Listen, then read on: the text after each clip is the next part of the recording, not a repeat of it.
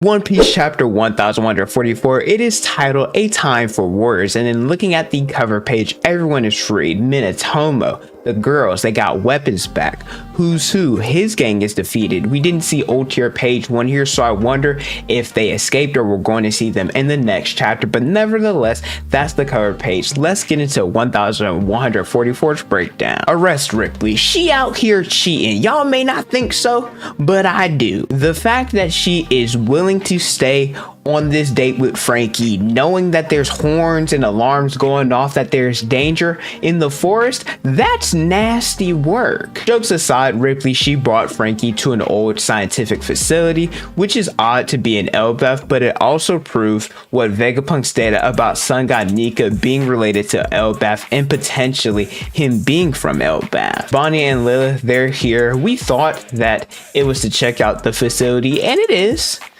but they also got lost. I'm not gonna lie, Lilith, she might have hung around Zoro a little bit too long. According to Lilith, and based off of her estimation, the building, it had been around for 3 millennia, and if y'all don't know what that means, it's just a fancy way of saying 3,000 years. And to back up Lilith's guess, Ripley, she stated that there's no record of this building in any of Elbaph's records. Now, there's not an official time frame as of yet, but based off this information, we can assume that the original Nika in the first world, that it took place between 5,000 and 3,000 years ago, and potentially a little bit more than just those 2,000 years. Joy Boy's time frame, which also consists of the Void Century, was 800 years ago, and obviously meaning that Luffy, his time frame, it's happening in the present. While they're having this discussion, Bonnie, she ends up screaming because she sees one of the kids' monsters, and it's a cloud that is shooting lightning. It's headed towards them. So it looks like Franky, Bonnie,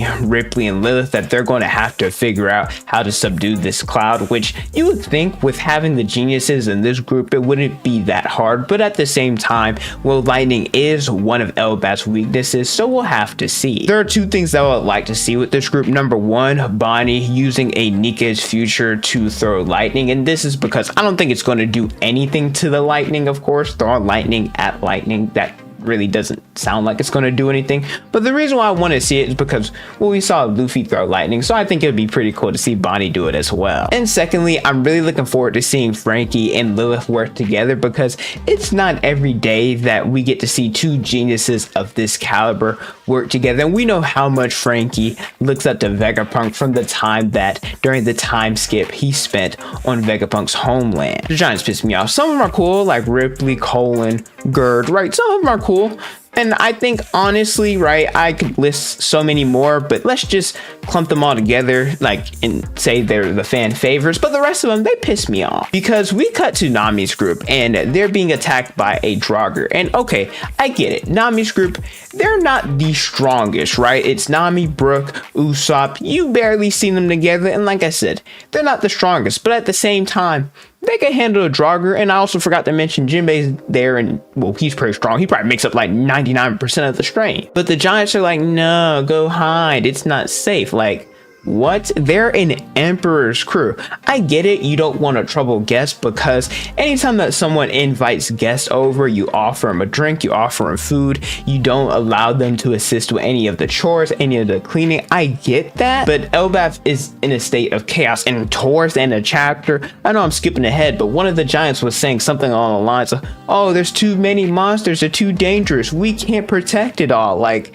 see, you say that, but then you don't want other people who are capable to help you, and so you need all the help that you can get. Maybe they're not desperate enough to need Colin, which I respect him wanting to fight, you know how he wants to be a warrior, but at the same time, he's a kid without battle experience. So in his case, I get why they're telling him to get this safety, because even though he's Gabban's son, he ain't Gabban, and Colin, he would definitely end up being charred on a wall or something. Nami should have done this earlier, but at the same time, the castle was sealed, so people definitely would have questioned why she was over there if she ended up saying anything. But nevertheless, she informs Jarl about, hey, that there are different intruders. One of them looks like red hair Shanks, and so now Elbaph is officially on high alert. And you would have thought that they were already on alert with all the hell that was happening, but they're officially on alert. Similar to the other giants, Draw was like, hey, Straw Hats, go, it's okay, go hide, we don't need you. Once again, y'all need all the help that you can get. But instead of doing that, Nami, she notices Colin that he's sneaking off, and that,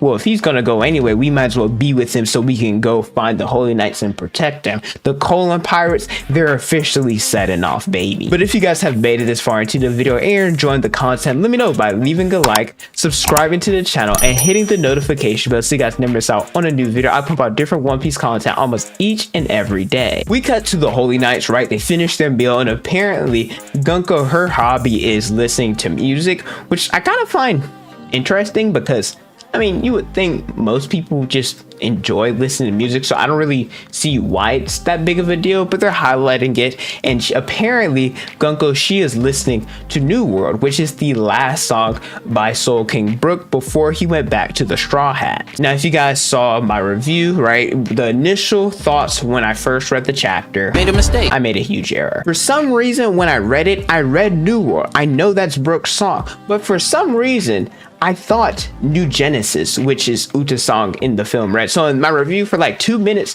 I talked about Uta. That is very, very incorrect. GUNKO was listening to Brook's music, so I want to make that correction. A very small detail is that there is the letters TD on the side of GUNKO's headphones, and during Brook's reintroduction, the manager talked about the success of their tone dial sale. Like I said, very small detail, but at the same time, well, that's what we like about One Piece. We know during Brook's concert how it was exposed that he was a member of the Straw Hat, so I wonder how the GUNKO Brook interaction is going to be. I wonder how GUNKO's going to react. I think it would be pretty funny if she started fangirl it and also tried to sneak in an autograph, and then Brook, he tried to sign it on her panties based off of GUNKO's design. I think the interactions between these two, it has to happen, and when it does, it'll be hilarious. While they were talking about hobbies, killing him, he noticed that Saul decided to change tactics. Instead of stopping them with his bare hands, he has shields, and well, that was smart until it wasn't, because when the children ran into the shield, they ended up running into each other, which causes the briars to prick them. So Saul is screwed, right? He's trying his best. I gotta give him credit. He's thinking outside the box, doing different things, but no matter what he does, nothing seems to be working. And it's not like Chopper or Robin, like they're helping or anything. Nah, they got the pom-poms out cheering him on. And honestly, I'd be sick. I'd take them off my shoulder and chunk them, because if y'all ain't helping, I don't want to hear it. It's a good thing Saul's there and not me, because Robin, she actually does give decent advice, saying that it's best to look for the devil fruit user so that they could bring an end to this madness. And I wonder if that means that Robin and Chopper, that they're going to unintentionally link up with the Colin Pirates, because we know that they're searching for the Holy Knights too. So seeing the Straw Hats, at least this group, because well, the Monster Trio, they're dealing with Loki, so I wonder if they're going to end up having a tag team against the Holy Knights. I think that would be pretty cool, but at the same time, it may not necessarily happen, because Saul, he ended up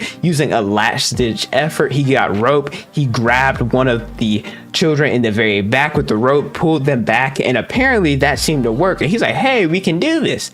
And then Saul looked up, but he looked up, saw a big old dog, saw the Fenrir staring at him.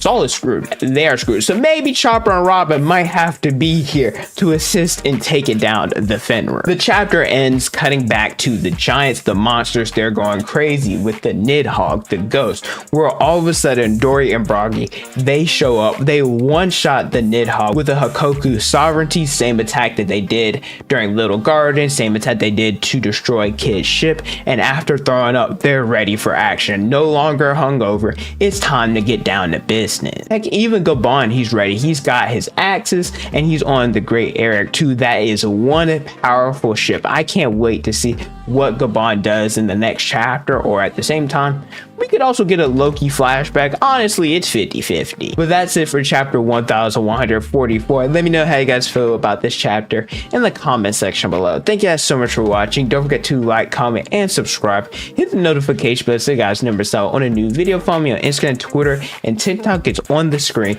and in the description below. And don't forget to unleash your potential.